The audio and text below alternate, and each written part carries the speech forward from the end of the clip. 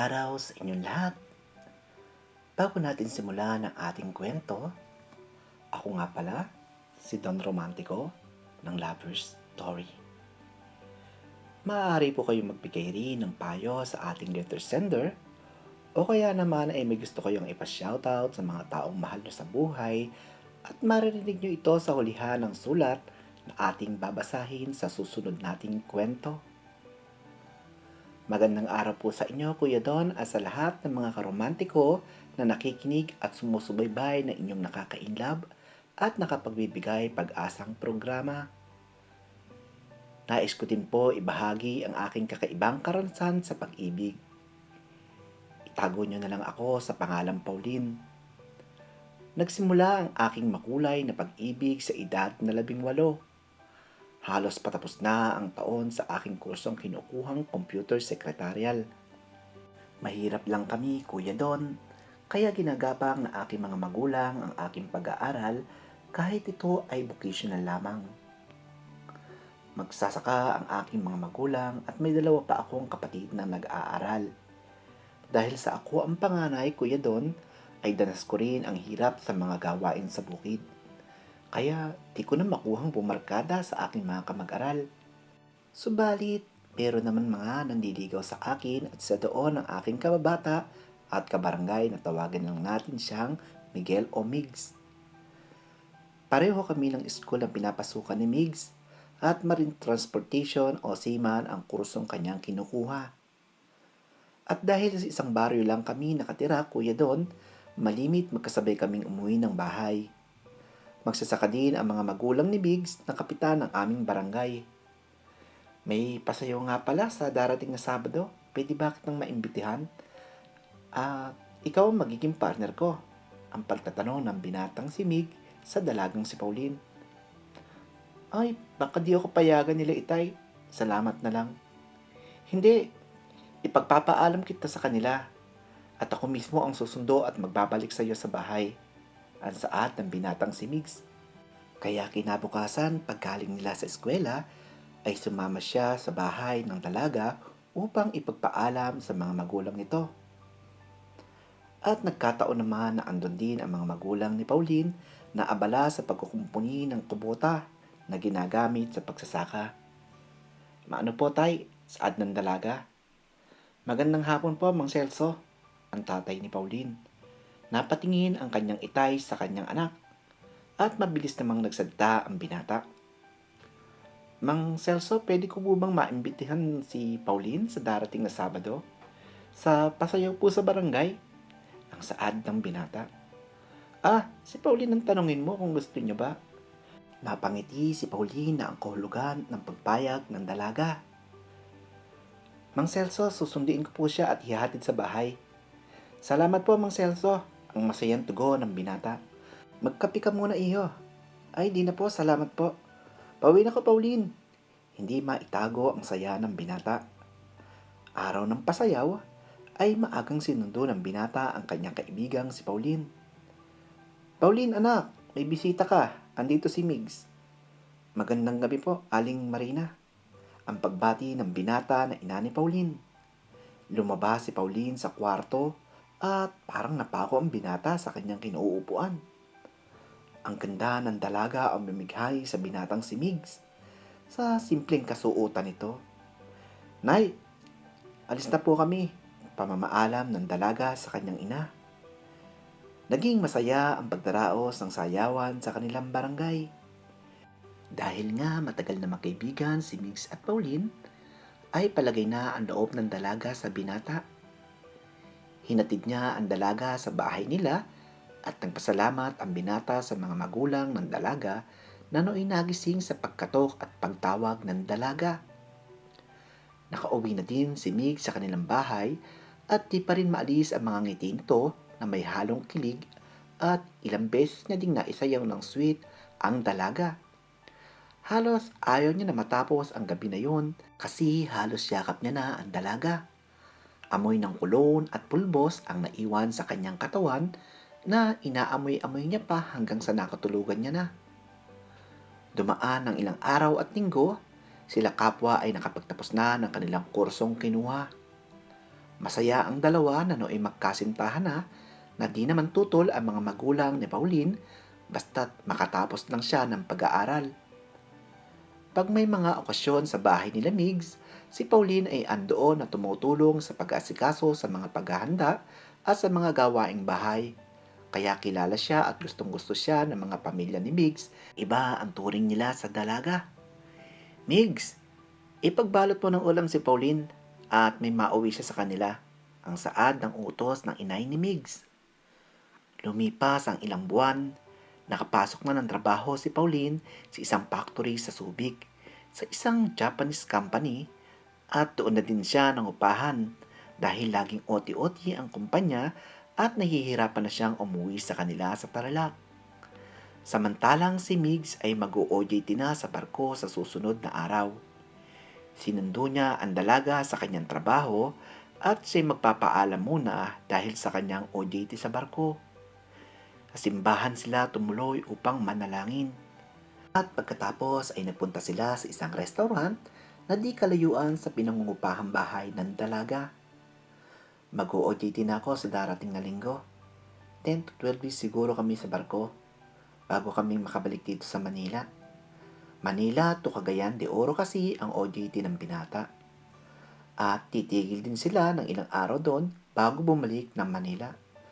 Basta mag-iingat ka at lagi kang magpe-pray, ang sabi at utos ng dalaga. Ikaw ang mag-iingat kasi nag-iisa ka dito. Namamayat ka na nga sa pag-o-overtime mo. Ang tinuran niya sa dalaga. Dumating na ang araw ng OJT ni Migs at nag-text sa kanyang nobyang si Pauline. At dahil bawal ang cellphone at ng lunchtime niya na ito nabasa at na-replyan. Mag-alas 3 na madaling araw noon nang magising siya at balisa. At nabasa niya na may message ang kanyang nobyo na nagkaroon daw ng sunog sa loob ng engine room ng barko na sinasakyan nila dahil sa pagbangga ng isang kargo ng barko. Ito ang huling message ng nobyo. Subalit, sa sandaling iyon ay nagkakagulo na ang mga tao sa barko. Hindi rin alam ni Migs kung ano ang uunahing dadamputin. Nakakuha siya sa ilalim ng higaan niya ng isang life jacket. Iyakan at hiyawan ng mga tao at malalakas na putok ang maririnig mula sa engine room ng barko. At nawalan na rin ng kuryente ang barko na lalong nagpahirap sa mga taong sakay nito. Mahal, ililigtas ko ang sarili ko para sa'yo. Hintayin mo ako. Ito ang takot na nabulalas niya sa kanyang sarili. Tumagilid na ang barko at marami ng tao ang nangahulog. Nakarinig siya ng iyak ng isang sanggol at tulong na hiyaw ng isang babae na malapit lang sa kanyang lugar. Nabagsakan ang babae ng isang cabinet at tinulungan niya itong makabangon. Ibinigay niya ang kanyang life jacket sa babae at binalot niya na makapal na suot niyang jacket ang sanggol. Kailangan nilang makatalo na at lalong mapapahamak sila pag natrap sila sa loob ng barko. Pero natanaw niya na may isang barkong paparating pero malayo pa ito. Dahil di malayo sa kinaroroonan ng pangyayari, may mga ilang ilaw siyang natatanaw at sigurado siyang isla ito. Tama ang kanyang hinala dahil meron na rin mga mangingisdang sakay ng kanilang mga bangka ang tumutulong sa mga tao. Malapit nang lumubog ang barko. Pinasambot niya ang sanggol sa isang mangingisda at tumalo na din ang babaeng papilay-pilay na tinulungan niya kanina. Talon ka na iho, lulubog na ang barko. Ang hiyaw sa kanya ng mga mangingisda.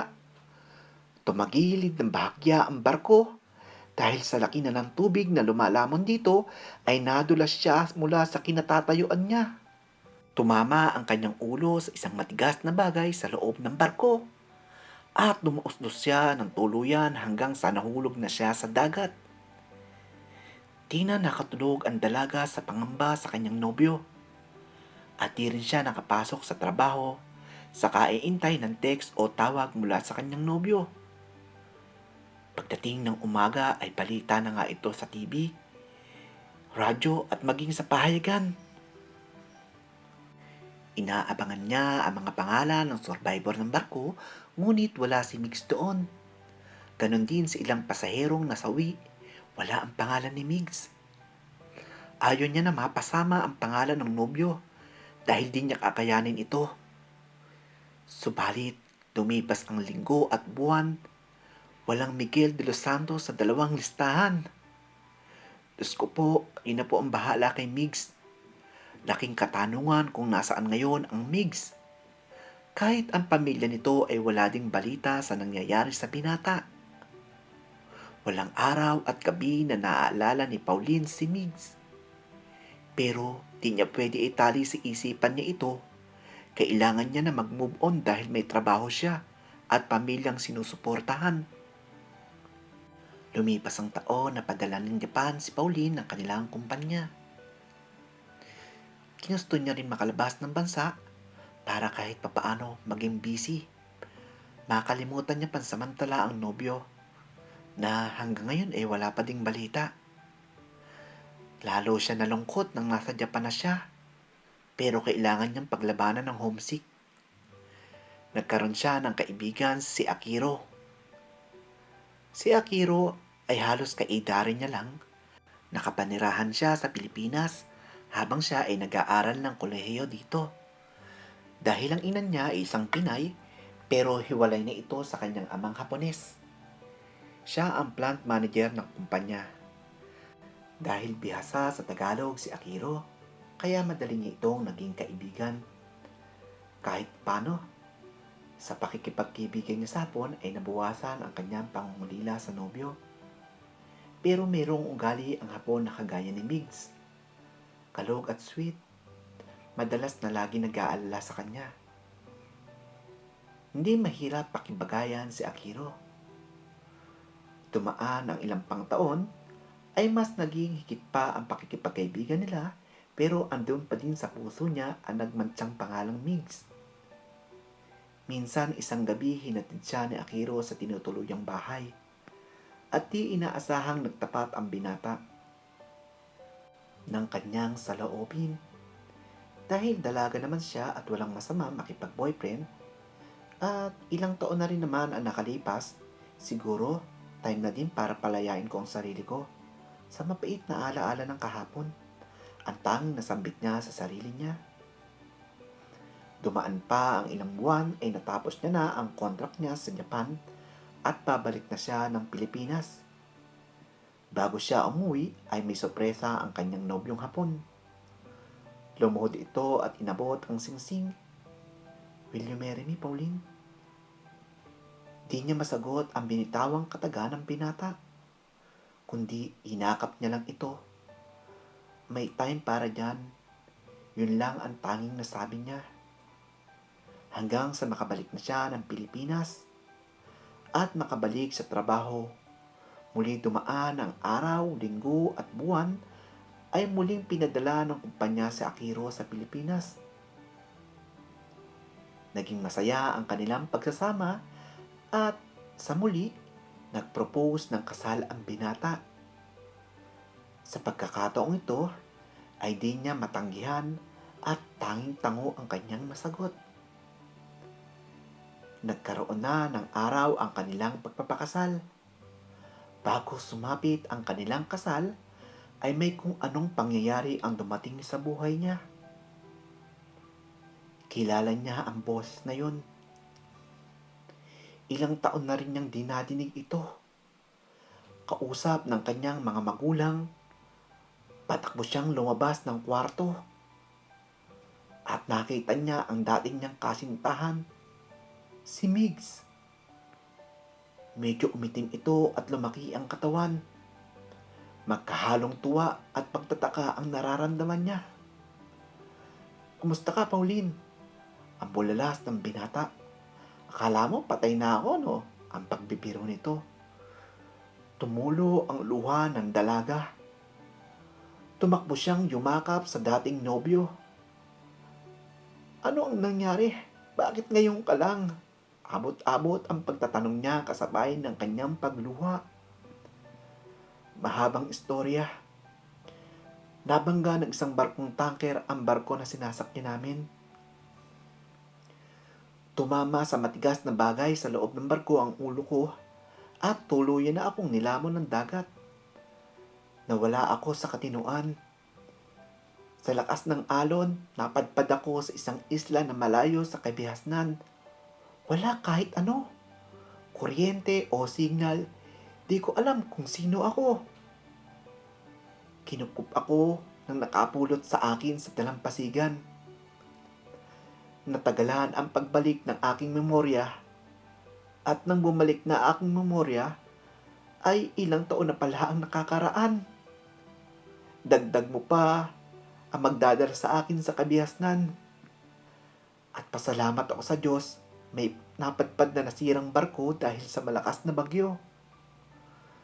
Na malapit sa lugar na isla na kaya nakisakay ako papunta Manila. Lumuluha at habag na habag ang binata sa pagkukwento ng kanyang nakaraan. Ang mahalaga, andito ka na ngayon. Magkakasama na tayo. At doon natigilan ang dalaga sa sinabi ng binata. Sorry, di ko alam. Ikakasal na ako. At patakbong taghoy ng dalaga. Dumating ang araw ng kasal. Lahat ay abala. At nasa simbahan na naghihintay si Akiro at ang kanyang magulang, mga kasamahan sa trabaho, at mga kamag-anak sa side ng kanyang ina. Pilit nang ngumingiti si Pauline sa kanyang paglalakad sa altar. Kahit andoon ang bigat ng kalooban na dinadala niya, nagsimula ang misa ng pare sa gawing kanan ng altar ay nakita niya ang kanyang dating kasintahang si Migs. Ay naroroon ito at umiiyak. Awang-awa siya sa dating nobyo. Sakit din ng kalooban ang nararamdaman niya. Ikaw, babae, tinatanggap mo ba na makasama sa hirap at ginhawa hanggang kamatayan si lalaki? Patingin-tingin si Pauline, babaling ang kanyang paningin sa dating niyang nobyo, si Migs. At dadako naman ang kanyang paningin sa kanyang boyfriend ngayong si Akiro. Inuulit ko, Pauline, ang medyo malakas na sabi ng pare. Tinatanggap mo ba na makasama sa hirap at ginhawa si Akiro hanggat kayo'y nabubuhay pa?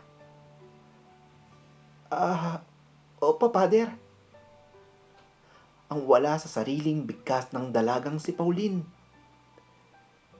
Napaupo na sa pagkakaiyak ang dating niyang kasintahang si Migs.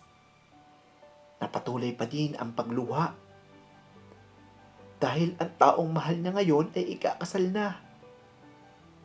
Mula nang mabalik ang aking alaala, walang araw, Pauline, na ikaw ang aking hinahanap. Pinagdarasal na muli tayo magkasama. Ang mahinahong pag-iyak ni Migs.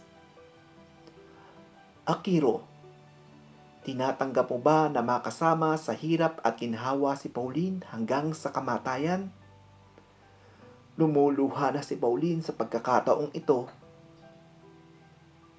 Hindi po, ang sabi ng binatang si Akiro. Sorry, Pauline. May taong mas higit sa pagmamahal ko sa'yo. Nilapitan niya ang binatang si Migs. Inalalayan niya ito hanggang sa makatayo. Inilapit sa dalagang si Pauline. Pumalakpak si Akiro, tanda ng kanyang pagsang-ayon at pagsuporta sa dalawang tao na ngayon nasa harap ng altar. At pumalakpak na din ang mga taong naandoon. Pag-ibig, isang salita na puno ng emosyon at damdamin na matatagpuan lamang sa mga taong tunay na nagmamahal. Napakahiwaga ng pag-ibig. Kahit di mo man ito ipakita o ipadama, ito'y bukal na mararamdaman basta sa ikasisiya ng iyong taong mahal ay handa mong harapin ang kasalukuyan at handa kang magpaubaya sa ikaliligaya ng taong iyong minamahal. Ngayon, Kuya Don, ay may dalawa na kaming anak ng asawa kong si Migs at patuloy pa rin siyang nagtatrabaho sa kumpanya ng kanyang barkong sinasakyan na Carnival. Sana po, kinapulutan po ito ng aral at inspirasyon ng iyong mga tagapakinig. Salamat po. Salamat din sa iyo, Pauline, at naibahagi mo sa ating mga karomantiko ang napakaganda niyong istorya ng pag-ibig ni Migs. At sa mga nagpapabati ay sina Mr. Ronald Zapata ng Bulacan, Miss Isabel Polon ng Cavite, Miss Lenny Concepcion ng Paris, France, Mr. Eddie Gatilian at Mr. Elmer Magat ng South Korea. At sa buong Kalamay team na ang pagbati ay mula kay Miss Princess Heart. Maraming salamat po.